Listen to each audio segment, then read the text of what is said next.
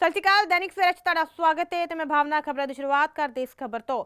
ਪੰਜਾਬ ਦੇ ਸਾਬਕਾ ਉਪ ਮੁੱਖ ਮੰਤਰੀ ਓਪੀ ਸੋਨੀ ਨੂੰ ਜਾਨੋਂ ਮਾਰਨ ਦੀਆਂ ਧਮਕੀਆਂ ਮਿਲਣ ਦੀ ਖਬਰ ਸਾਹਮਣੇ ਆਈ ਹੈ। ਓਪੀ ਸੋਨੀ ਦੀ ਸ਼ਿਕਾਇਤ ਤੇ ਅੰਮ੍ਰਿਤਸਰ ਪੁਲਿਸ ਨੇ ਮਾਮਲਾ ਦਰਜ ਕਰਕੇ ਇਸ ਮਾਮਲੇ ਦੀ ਜਾਂਚ ਸ਼ੁਰੂ ਕਰ ਦਿੱਤੀ ਹੈ। ਮਿਲੀ ਜਾਣਕਾਰੀ ਦੇ ਅਨੁਸਾਰ ਓਪੀ ਸੋਨੀ ਨੂੰ 3 ਵੱਖ-ਵੱਖ ਨੰਬਰਾਂ ਤੋਂ WhatsApp ਕਾਲ ਰਾਹੀਂ ਧਮਕੀ ਮਿਲੀ ਹੈ। ਅਣਪਛਾਤੇ ਵਿਅਕਤੀਆਂ ਨੇ ਸੋਨੀ ਤੋਂ ਪੈਸੇ ਦੀ ਮੰਗ ਕੀਤੀ ਅਤੇ ਪੈਸੇ ਨਾ ਦੇਣ ਤੇ ਉਹਨਾਂ ਨੂੰ ਜਾਨੋਂ ਮਾਰਨ ਦੀ ਧਮਕੀ ਦਿੱਤੀ ਹੈ। ਦੱਸਦੇ ਕਿ ਇਸ ਤੋਂ ਪਹਿਲਾਂ ਸ਼੍ਰੋਮਣੀ ਅਕਾਲੀ ਦਲ ਦੇ ਸਾਬਕਾ ਵਿਧਾਇਕ ਅਮਰਪਾਲ ਸਿੰਘ ਬੋਨੀ ਅਜਨਾਲਾ ਤੋਂ 2.5 ਲੱਖ ਰੁਪਏ ਦੀ ਫਿਰੌਤੀ ਮੰਗੀ ਗਈ ਹੈ। ਫਿਰੌਤੀ ਮੰਗਣ ਵਾਲੇ ਨੇ ਆਪਣੀ ਪਛਾਣ ਗੈਂਗਸਟਰ ਲਾਰੈਂਸ ਬਿਸ਼ਨੋਈ ਦੇ ਸਾਥੀ ਪਿੰਦਾ ਵਜੋਂ ਦੱਸੀ ਹੈ। ਫਿਲਹਾਲ ਪੁਲਿਸ ਨੇ ਬੋਨੀ ਅਜਨਾਲਾ ਦੀ ਸ਼ਿਕਾਇਤ ਤੇ ਮਾਮਲਾ ਦਰਜ ਕਰ ਅੱਗੇ ਦੀ ਜਾਂਚ ਸ਼ੁਰੂ ਕਰ ਦਿੱਤੀ। ਸਿੱਧੂ ਮੂਸੇਵਾਲਾ ਦੇ ਕਤਲ ਮਾਮਲੇ ਨੂੰ ਲੈ ਕੇ ਪੁੱਛਗਿੱਛ ਲਈ ਰਿਮਾਂਡ ਤੇ ਲਏ ਗੈਂਗਸਟਰ ਲਾਰੈਂਸ ਬਿਸ਼ਨੋਈ ਨੂੰ ਬੀਤੀ ਰਾਤ ਮਾਨਸਾ ਅਦਾਲਤ 'ਚ ਪੇਸ਼ ਕੀਤਾ ਗਿਆ। ਇਸ ਦੌਰਾਨ ਅਦਾਲਤ ਨੇ ਲਾਰੈਂਸ ਬਿਸ਼ਨੋਈ ਨੂੰ 27 ਜੂਨ ਤੱਕ ਪੰਜਾਬ ਪੁਲਿਸ ਦੇ ਰਿਮਾਂਡ ਤੇ ਭੇਜ ਦਿੱਤਾ ਹੈ। ਪੁਲਿਸ ਨੇ ਉਸ ਦਾ 10 ਦਿਨ ਦਾ ਰਿਮਾਂਡ ਮੰਗਿਆ ਸੀ। ਇਸ ਤੋਂ ਪਹਿਲਾਂ 7 ਦਿਨਾਂ ਰਿਮਾਂਡ ਸਮਾਪਤ ਹੋਣ ਤੋਂ ਪਹਿਲਾਂ ਲਾਰੈਂਸ ਬਿਸ਼ਨੋਈ ਨੂੰ ਖਰੜ ਤੋਂ ਮਾਨਸਾ ਅਦਾਲਤ 'ਚ ਲਿਜਾਇਆ ਗਿਆ ਤਾਂ ਕਿ ਉਸ ਤੋਂ ਹੋਰ ਪੁੱਛਗਿੱਛ ਕਰਨ ਲਈ ਰਿਮਾਂਡ ਹਾਸਲ ਕੀਤਾ ਜਾ ਸਕੇ। ਮਾਨਸਾ ਪਹੁੰਚਣ ਤੇ ਉਸ ਦਾ ਸਿਵਲ ਹਸਪਤਾਲ ਤੋਂ ਮੈਡੀਕਲ ਕਰਵਾਇਆ ਗਿਆ। ਦੱਸਿਆ ਕਿ ਸਿੱਧੂ ਮੂਸੇਵਾਲਾ ਦਾ 29 ਮਈ ਨੂੰ ਅੰਨ੍ਹੇਵਾਹ ਗੋਲੀਆਂ ਮਾਰ ਕੇ ਕਤਲ ਕਰ ਦਿੱਤਾ ਗਿਆ ਸੀ। ਥੋੜੀ ਦੇਰ ਬਾਅਦ ਹੀ ਸੋਸ਼ਲ ਮੀਡੀਆ ਰਾਹੀਂ ਲਾਰੈਂਸ ਬਿਸ਼ਨੋਈ ਗਰੁੱਪ ਤੇ ਕੈਨੇਡਾ ਰਹਿੰਦੇ ਗੋਲਡੀ ਬਰਾੜ ਵੱਲੋਂ ਇਸ ਕਤਲ ਦੀ ਜ਼ਿੰਮੇਵਾਰੀ ਲਈ ਗਈ ਸੀ। ਇਸ ਤੋਂ ਬਾਅਦ ਪੰਜਾਬ ਪੁਲਿਸ ਨੇ ਪਟਿਆਲਾ ਹਾਊਸ ਕੋਰਟ ਤੋਂ ਲਾਰੈਂਸ ਬਿਸ਼ਨੋਈ ਨੂੰ ਪੁੱਛਗਿੱਛ ਲਈ ਪੰਜਾਬ ਲਿਆਂਦਾ ਤੇ ਮਾਨਸਾ ਅਦਾਲਤ ਤੋਂ ਉਸ ਦਾ 7 ਦਿਨਾਂ ਰਿਮਾਂਡ ਹਾਸਲ ਕੀਤਾ। ਇਸ ਦੌਰਾਨ ਪੁੱਛਗਿੱਛ 'ਚ ਕਈ ਅਹਿਮ ਖੁਲਾਸੇ ਵੀ ਹੋਏ। ਵੱਧ ਅਗਲੀ ਖਬਰ ਵੱਲ। ਸੰਗਰੂਰ ਲੋਕ ਸਭਾ ਸੀਟ ਤੇ ਹੋਣ ਵਾਲੀ ਜ਼ਿਮਨੀ ਚੋਣ ਲਈ 23 ਜੂਨ ਨੂੰ VOTING ਹੋਣ ਜਾ ਰਹੀ ਹੈ। ਇਸ ਤੋਂ ਪਹਿਲਾਂ ਸਾਰੀਆਂ ਪਾਰਟੀਆਂ ਦੇ ਵੱਡੇ ਛੋਟੇ ਆਗੂਆਂ ਵੱਲੋਂ ਆਪਣੇ ਉਮੀਦਵਾਰਾਂ ਨੂੰ ਜਿੱਤ ਦਿਵਾਉਣ ਲਈ ਏੜੀ ਚੋਟੀ ਦਾ ਜ਼ੋਰ ਲਗਾਇਆ ਜਾ ਰਿਹਾ ਹੈ। ਇਹਨਾਂ 'ਚ ਮੌਜੂਦਾ ਅਤੇ ਸਾਬਕਾ ਮੁੱਖ ਮੰਤਰੀ ਤੋਂ ਇਲਾਵਾ ਵੱਡੀ ਗਿਣਤੀ 'ਚ ਮੰਤਰੀ ਅਤੇ ਵਿਧਾਇਕ ਪੱਕੇ ਤੌਰ ਤੇ ਡੇਰਾ ਲਾਈ ਬੈਠੇ ਨੇ, ਪਰ ਪੰਜਾਬ ਦੇ 6 ਸੰਸਦ ਮੈਂਬਰਾਂ ਨੂੰ ਇਹਨਾਂ ਚੋਣਾਂ ਤੋਂ ਦੂਰੀ ਬਣਾਈ ਰੱਖੀ ਹੈ। ਇਹਨਾਂ 'ਚੋਂ ਰਵਨੀਤ ਬਿੱਟੂ ਵਿਦੇਸ਼ 'ਚ ਨੇ ਅਤੇ ਮਨੀਸ਼ ਤਿਵਾੜੀ ਕੋਵਿਡ ਕਾਰਨ ਨਹੀਂ ਪਹੁੰਚ ਸਕੇ। ਇਸ ਤੋਂ ਇਲਾਵਾ ਸੰਗਰੂਰ ਦੇ ਨਾਲ ਲੱਗਦੇ ਪਟਿਆਲਾ ਤੋਂ ਸੰਸਦ ਮੈਂਬਰ ਪਰਨੀਤ ਕੌਰ ਨੇ ਕਾਂਗਰਸ ਦਾ ਕਿ ਉਹਨਾਂ ਦੇ ਪਤੀ ਦੀ ਪਾਰਟੀ ਨਾਲ ਗੱਠਜੋੜ ਹੋਣ ਦੇ ਬਾਵਜੂਦ ਭਾਜਪਾ ਉਮੀਦਵਾਰ ਦੇ ਹੱਕ 'ਚ ਵੀ ਪ੍ਰਚਾਰ ਨਹੀਂ ਕੀਤਾ। ਇਸੇ ਤਰ੍ਹਾਂ ਸੁਖਬੀਰ ਬਾਦਲ ਵੱਲੋਂ ਕਈ ਦਿਨਾਂ ਤੱਕ ਸੰਗਰੂਰ 'ਚ ਰਹਿਣ ਦੇ ਬਾਵਜੂਦ ਹਰਸਿਮਰਤ ਬਾਦਲ ਉੱਥੇ ਨਹੀਂ ਪਹੁੰਚੇ। ਇਸ ਤੋਂ ਇਲਾਵਾ ਸੰਗਰੂਰ ਚੋਣਾਂ ਤੋਂ ਦੂਰੀ ਬਣਾ ਕੇ ਰੱਖਣ ਵਾਲੇ ਸੰਸਦ ਮੈਂਬਰਾਂ 'ਚ ਸਨੀ ਦਿਓਲ ਅਤੇ ਸੰਤੋਖ ਚੌਧਰੀ ਦਾ ਨਾਂ ਵੀ ਸ਼ਾਮਲ ਹੈ। ਨਾਜਾਇਜ਼ ਮਾਈਨਿੰਗ ਮਾਮਲੇ 'ਚ ਗ੍ਰਿਫਤਾਰ ਕੀਤੇ ਗਏ ਭੋਆ ਤੋਂ ਸਾਬਕਾ ਵਿਧਾਇਕ ਜੋਗਿੰਦਰਪਾਲ ਨੂੰ ਅਦਾਲਤ ਵੱਲੋਂ ਜ਼ਮਾਨਤ ਦੇ ਦਿੱਤੀ ਗਈ ਹੈ। ਸਾਬਕਾ ਵਿਧਾਇਕ ਜੋਗਿੰਦਰਪਾਲ ਨੇ ਅਦਾਲਤ 'ਚ ਆਪਣੀ ਜ਼ਮਾਨਤ ਅਰਜ਼ੀ ਲਾਈ ਸੀ ਅਤੇ ਅਦਾਲਤ ਨੇ ਸਰਕਾਰ ਨੂੰ ਰਿਕਾਰਡ ਪੇਸ਼ ਕਰਨ ਲਈ ਕਿਹਾ ਸੀ। ਦੱਸਦੇ ਕਿ ਜੋਗਿੰਦਰਪਾਲ ਤੇ 8 ਜੂਨ ਨੂੰ ਨਾਜਾਇਜ਼ ਮਾਈਨਿੰਗ ਨੂੰ ਲੈ ਕੇ FIR ਦਰਜ ਕੀਤੀ ਗਈ ਸੀ ਅਤੇ 17 ਜੂਨ ਨੂੰ ਪੁਲਿਸ ਨੇ ਉਹਨਾਂ ਨੂੰ ਗ੍ਰਿਫਤਾਰ ਕਰ ਲਿਆ ਸੀ। ਅਦਾਲਤ ਨੇ ਉਹਨਾਂ ਨੂੰ 2 ਦਿਨ ਦੇ ਰਿਮਾਂਡ ਤੇ ਭੇਜਿਆ ਸੀ, ਪਰ ਸਿਹਤ ਖਰਾਬ ਹੋਣ ਕਾਰਨ ਉਹਨਾਂ ਨੂੰ PGI ਦਾਖਲ ਕਰਵਾਉਣਾ ਪਿਆ। ਬੀਤੇ ਦਿਨ ਉਹਨਾਂ ਨੂੰ ਨਿਆਇਕ ਹਿਰਾਸਤ 'ਚ ਭੇਜ ਦਿੱਤਾ ਗਿਆ ਸੀ ਅਤੇ ਅੱਜ ਉਹਨਾਂ ਦੀ ਰੈਗੂਲਰ ਜ਼ਮਾਨਤ ਕਰ ਦਿੱਤੀ ਗਈ ਹੈ। ਇਸ ਮਾਮਲੇ 'ਚ 5 ਲੋਕ ਨਾਮਜ਼ਦ ਨੇ, ਬਾਕੀ 4 ਲੋਕਾਂ ਦੀ ਅਗਾਊ ਜ਼ਮਾਨਤ ਹੋ ਚੁੱਕੀ ਹੈ। रुख करते अगली खबर वाल। कांग्रेस पार्टी वालों अपने सांसदा दे नाल सारे विधायकों नूं भी दिल्ली विखे कांग्रेस भवन विच बुलाया गया है अते वड्डी मीटिंग होण जा रही है। इसका मकसद पार्टी नूं मजबूत अते इकमुठ करन दा दस्सिया जा रहा है। इस तों इलावा राष्ट्रपति चोण भी होण जा रही है। उत्थे ही कांग्रेस दे साबका प्रधान राहुल गांधी नूं भी नैशनल हेराल्ड मामले विच पिछले कुछ दिनों तो ईडी दे सामने पेश होना पै रहा है अते कई घंटे सवाल पूछे जा रहे हैं, जिसके खिलाफ कांग्रेसी वर्करां ते आगुआं वालों सत्याग्रह किया जा रहा है। इस मौके दिल्ली पहुंचे कांग्रेस के जलंधर कैंट तो विधायक प्रगट सिंह ने कहा कि सरकार नूं एजेंसियां दा मिसयूज नहीं करना चाहिए।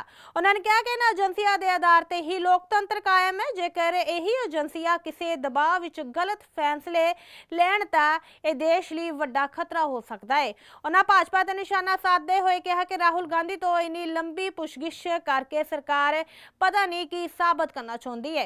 उन्होंने कहा कि विरोधी धिर नूं इस तरह दबाया नहीं जा सकता।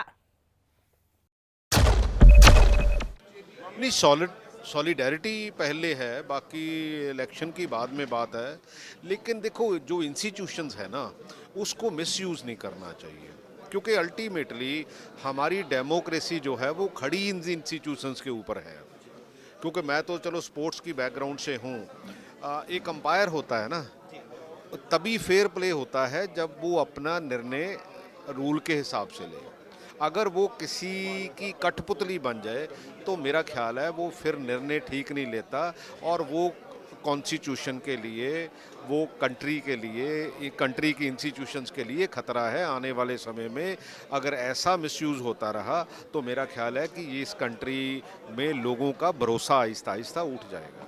आपको लगता है कि इंस्टीट्यूशंस जो हैं, खासतौर से जो एजेंसियां हैं, क्योंकि 50 घंटे से ज़्यादा की पूछताछ राहुल गांधी से हो चुकी है, 5 बार बुलाए जा चुके हैं, आज पूरे मुल्क से कांग्रेस के नेता और कार्यकर्ता यहाँ जमा है, क्या ये कहाँ रुकेगा? ये टकराव की स्थिति जो बनती जा रही है कब?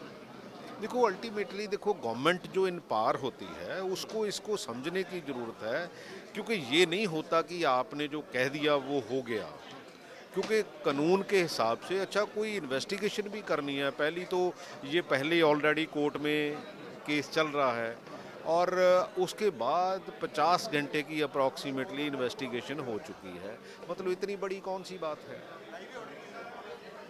क्योंकि अगर इन इंस्टीट्यूशंस की बात करें, जितने घोटाले जो है वो जो डीमोनेटाइजेशन हुआ है, मतलब क्या क्या नहीं हुआ इस देश में, तो पता नहीं ये क्यों ऐसा करना चाहते हैं।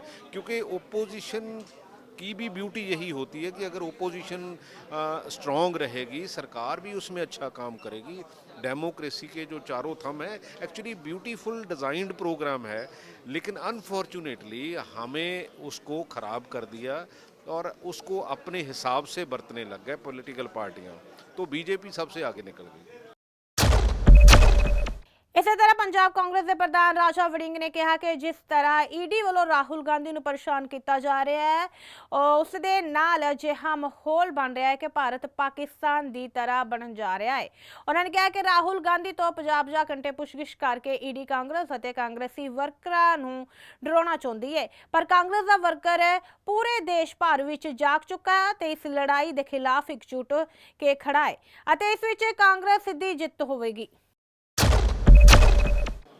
जिस तरीके से राहुल गांधी जी को हरास किया जा रहा है और परेशान किया जा रहा है, और एक ऐसा लोगों में माहौल बनता जा रहा है कि लगता है कि भारत हिंदुस्तान पाकिस्तान बनने जा रहा है। इस प्रकार से 50 घंटे एक लीडर को बुलाना और जानबूझ के रात को 1-1 बजे तक परेशान करना, असल में ईडी डराना चाहती है, कांग्रेस के वर्कर को डराना चाहती है, हमारे नेता को डराना चाहती है।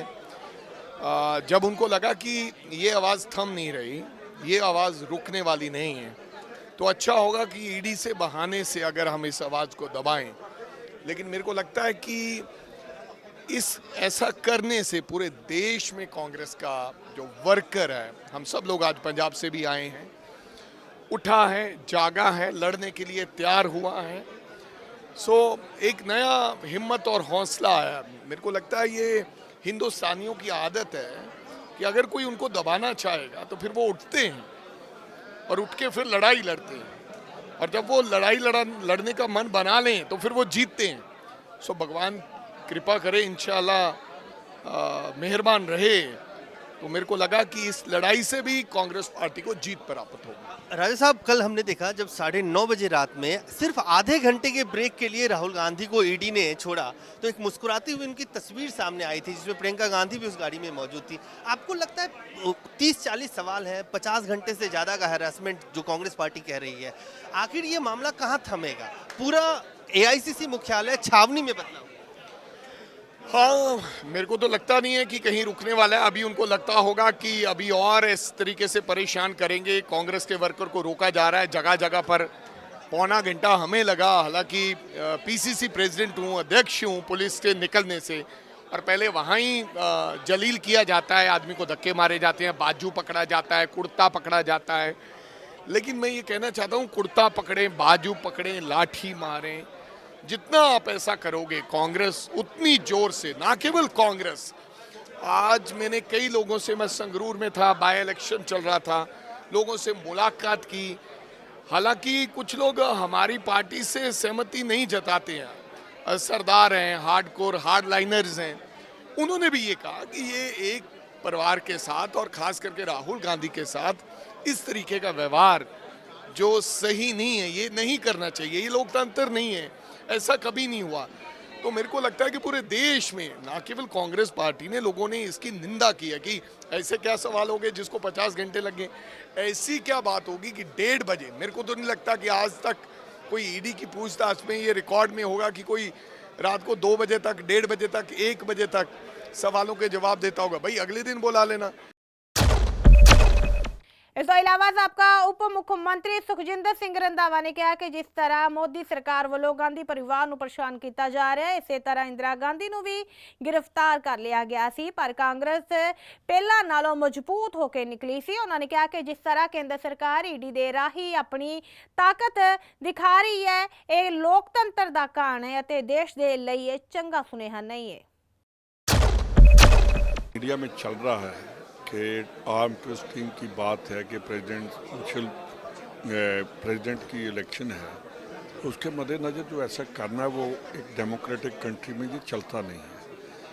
पहले भी हमने देखा है कि 78 में जब इंदिरा जी को अरेस्ट किया था तो कांग्रेस और ज़्यादा मजबूत होकर निकली थी। इन बातों से हमें गुरेज करना चाहिए और जो डेमोक्रेटिक वे है उस पर ही चलना चाहिए। ये नहीं होना चाहिए कि वर्कर्स को डराना, लीडर्स को डराना, किसी को अंदर करना, किसी को बाहर करना और बात करना कि इमरजेंसी की बात करना, प्रेस की आज़ादी की बात करना, ये इररेलेवेंट बातें इस गवर्नमेंट में।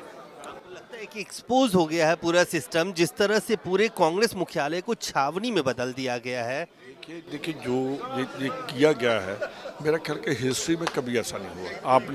आप भी रहे हैं, ये मीडिया में है, और उनकी जब हमारी गवर्नमेंट थी तो कभी आपने ऐसा देखा था कि पूरे एरिया को सील कर दो?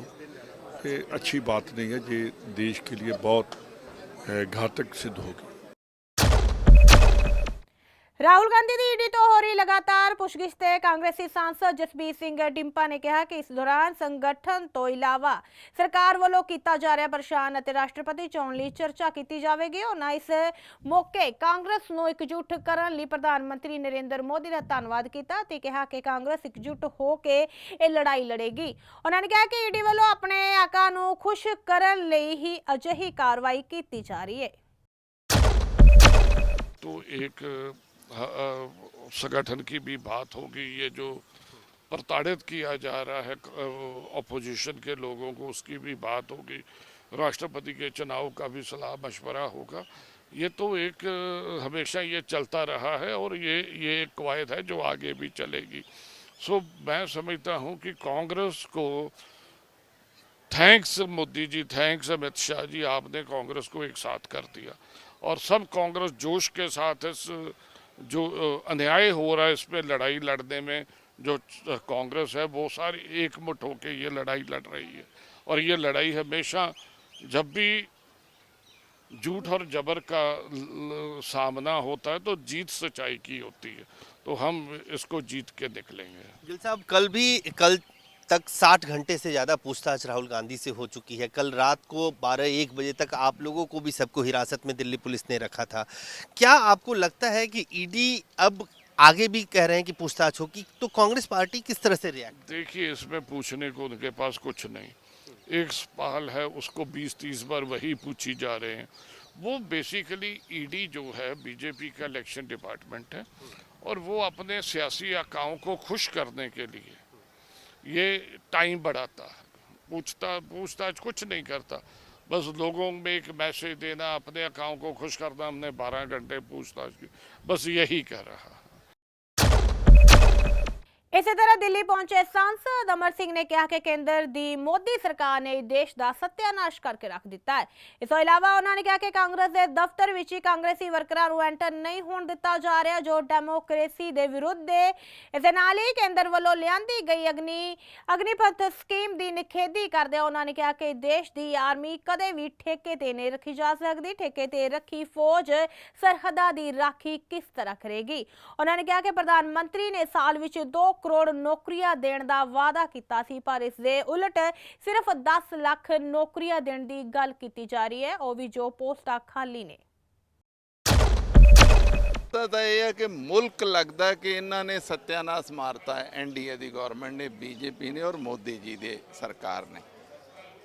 ਅਰੇ ਕੋਈ 50 ਘੰਟੇ ਪੁੱਛਤਾਛ ਹੁੰਦੀ ਆ, 12 14 ਘੰਟੇ ਵਿਦਆਊਟ ਲੰਚ, ਵਿਦਆਊਟ ਚਾਹ, ਵਿਦਆਊਟ, ਤੁਸੀਂ ਕਰ ਕੀ ਰਹੇ ਹੋ? ਔਰ ਕੱਢ ਰਹੇ ਹੋ ਕਿ 1 ਕਰੋੜ ਰੁਪਇਆ ਕਿਤੋਂ ਰੁਪਇਆ ਆਇਆ। ਅਰੇ ਭਾਈ ਕਰ ਕੀ ਰਹੇ ਹੋ? ਇਹ ਡੈਮੋਕ੍ਰੇਸੀ ਹੈ, ਡਿਕਟੇਟਰਸ਼ਿਪ ਹੈ, ਐਮਰਜੈਂਸੀ ਲੱਗ ਗਈ ਹੈ, ਕੀ ਹੈ ਇਸ ਮੁਲਕ? ਅੱਛਾ, ਸਭ ਤੋਂ ਵੱਡਾ ਸਾਡਾ ਆਬਜੈਕਸ਼ਨ ਹੈ ਕਿ ਸਾਨੂੰ ਦਫ਼ਤਰ 'ਚ ਕਿਉਂ ਨਹੀਂ ਹੋਣ ਦਿੱਤਾ ਜਾ ਰਿਹਾ? ਦਿਸ ਇਜ਼ ਮਾਈ ਆਫਿਸ, ਸਾਡਾ ਆਫਿਸ ਆ, ਸਾਡੇ ਆਫਿਸ 'ਚ ਨਹੀਂ ਸਾਨੂੰ ਵੜਨ ਦੇ ਰਹੇ। ਨਹੀਂ ਜੀ, ਇੱਧਰ ਦੀ ਆਓ, ਉੱਧਰ ਦੀ ਆਓ, ਤੁਸੀਂ ਨਹੀਂ ਵੜ ਸਕਦੇ, ਤੁਸੀਂ ਪੈਦਲ ਜਾ ਸਕਦੇ ਹੋ। ਅਰੇ ਇਹ ਕੀ ਆ? ਅਗਰ ਕਾਂਗਰਸ ਦਾ ਵਰਕਰ, ਕਾਂਗਰਸ ਦੇ, ਹਾਂ, ਜਿਸ ਦਿਨ ਕਾਂਗਰਸ ਦਾ ਵਰਕਰ ਕੋਈ ਕਾਨੂੰਨ ਤੋੜੇ ਤੁਸੀਂ ਉਹਦੇ ਖਿਲਾਫ कार्रवाई करो, ਜਾਂ ਕਾਂਗਰਸ ਦਾ ਲੀਡਰ। आपको क्या लगता है 60 घंटे से ज़्यादा की पूछताछ हो चुकी है और एक बार फिर कहा जा रहा है कि बुलाया जा सकता है, अग्निवीर को लेकर युवा सड़क पे हैं, ऐसे में कांग्रेस पार्टी किस तरह से आने वाले समय में आप लोग क्या रणनीति बनाएंगे? विधायकों को भी अब बुला लिया गया है। नहीं देखो, इस तरह हैगा कि इन्होंने हुण देखो अग्निवीर, अग्निपथ जिहड़ी स्कीम कह रहे अग्निवीर बनाए आ। अरे किसी मुल्क दी आर्मी कोई कॉन्ट्रैक्ट दे लोग लड़ाइयां करदे आ? ठेके दे लोग कोई मुल्क दी सरहदां बचाउणगे? ये की कर रहे आ? ਇਹ ਤੇ ਇਹਨਾਂ ਨੂੰ ਮੈਨੂੰ ਸਮਝ ਨਹੀਂ ਆ ਰਹੀ। ਮੋਦੀ ਜੀ ਨੇ ਕਿਹਾ ਸੀ ਕਿ ਮੈਂ 2 ਕਰੋੜ ਨੌਕਰੀਆਂ ਦਿਆ ਕਰੂੰਗਾ, 8 ਸਾਲ ਚ 16 ਕਰੋੜ ਦੇਣੀ ਚਾਹੀਦੀ। ਹੁਣ ਕਹਿੰਦੇ 10 ਲੱਖ ਭਰਾਂਗੇ, ਜਿਹੜੀਆਂ ਪੋਸਟਾਂ ਖਾਲੀਆਂ ਗਵਰਨਮੈਂਟ ਹੁੰਦੇ ਭਾਰਤ ਸਰਕਾਰ ਜਿਹੜੇ ਪਾਈ, ਉਹ ਤਾਂ ਵੈਸੇ ਹੀ ਤੁਹਾਨੂੰ ਰੂਟੀਨ ਚ ਭਰਨੀਆਂ ਚਾਹੀਦੀਆਂ ਨੇ, ਤੁਸੀਂ ਨਵਾਂ ਕੀ ਦੇ ਰਹੇ ਹੋ? ਔਰ ਕੰਟਰੈਕਟ ਤੇ ਆਰਮੀ ਕਰੋਗੇ ਇੰਡੀਆ ਦੀ, ਇਹ ਕੀ ਆ? ਔਰ ਯੁਵਾ ਜਿਹੜੇ ਸਾਲਾਂ ਤੋਂ ਆਪਣੀ ਨੌਕਰੀ ਦਾ ਵੇਟ ਕਰ ਰਹੇ। ਆਰਮੀ ਦੇਖੋ ਇੱਕ ਪ੍ਰੈਸਟੀਜ ਹੁੰਦੀ, ਇੱਜ਼ਤ ਹੁੰਦੀ ਆ ਕਿ ਮੈਂ ਮੁਲਕ ਦੀ ਸੁਰੱਖਿਆ ਕਰਦਾ। ਇਹ ਤੇ ਉਹਨਾਂ ਨੂੰ ਵੀ ਡਿਮੋਰਲਾਈਜ਼ ਕਰਤਾ ਇਹਨਾਂ ਨੇ। ਹੁਣ ਉਹ ਜਦੋਂ ਸੋਚਣਗੇ ਕਿ ਮੈਂ ਤੇ 4 ਸਾਲ ਹੀ ਆ, ਕੀ ਉਹਦੇ ਮਨ 'ਚ ਰਹੇਗਾ? ਤੇ ਇਹ ਤਾਂ ਬਹੁਤ ਗਲਤ ਫੈਸਲਾ ਮੋਦੀ ਜੀ ਕਹਿੰਦੇ ਹੁੰਦੇ ਆ, ਪਰ ਫਿਰ ਉਹ ਵਾਪਸ ਲੈਂਦੇ ਹੁੰਦੇ ਆ। ਲੈਂਡ ਵਾਲਾ ਵੀ ਵਾਪਸ ਲਿਆ, ਉਦੋਂ ਪਹਿਲਾਂ ਲੈਂਡ ਐਕੁਜੀਸ਼ਨ ਦਾ ਵਾਪਸ ਲਿਆ, ਬਹੁਤ ਕੁਝ ਵਾਪਸ ਲੈਂਦੇ ਆ, ਇਹ ਵੀ ਵਾਪਸ ਲੈਣਗੇ ਔਰ ਅਸੀਂ ਇਸ ਸਰਕਾਰ ਨੂੰ ਫੋਰਸ ਕਰਾਂਗੇ ਕਿ ਵਾਪਸ ਲਓ। ਤੇ ਅਸੀਂ ਹੁਣ ਤੱਕ ਦੀਆਂ ਖਾਸ ਖਬਰਾਂ ਵਧੇਰੇ ਜਾਣਕਾਰੀ ਲਈ ਜੁੜੇ ਰਹੋ ਦੈਨਿਕ ਸਵੇਰਾ ਦੇ ਨਾਲ ਤੇ ਜਾਂਦੇ ਜਾਂਦੇ ਨਜ਼ਰ ਮਾਰਦੇ ਹਾਂ ਅੱਜ ਦੀਆਂ ਖਾਸ ਖਬਰਾਂ ਤੇ। ਸਾਬਕਾ ਡਿਪਟੀ ਮੁੱਖ ਮੰਤਰੀ ਨੂੰ WhatsApp ਤੇ ਗੈਂਗਸਟਰਾਂ ਵੱਲੋਂ ਮਿਲੀ ਜਾਨੋਂ ਮਾਰਨ ਦੀ ਧਮਕੀ, ਪੁਲਿਸ ਨੇ FIR ਕੀਤੀ ਦਰਜ। ਲਾਰੈਂਸ ਬਿਸ਼ਨੋਈ ਮਾਨਸਾ ਅਦਾਲਤ 'ਚ ਪੇਸ਼, 27 ਜੂਨ ਤੱਕ ਵਧਿਆ ਰਿਮਾਂਡ। ਕਾਂਗਰਸ ਈਡੀ ਦੇ ਵਿਰੁੱਧ ਸ਼ੁਰੂ ਕੀਤਾ ਸੱਤਿਆਗ੍ਰਹਿ, ਦੇਸ਼ ਦੇ ਸਾਰੇ ਕਾਂਗਰਸ ਸਾਂਸਦ ਅਤੇ ਵਿਧਾਇਕ ਪਹੁੰਚੇ ਦਿੱਲੀ।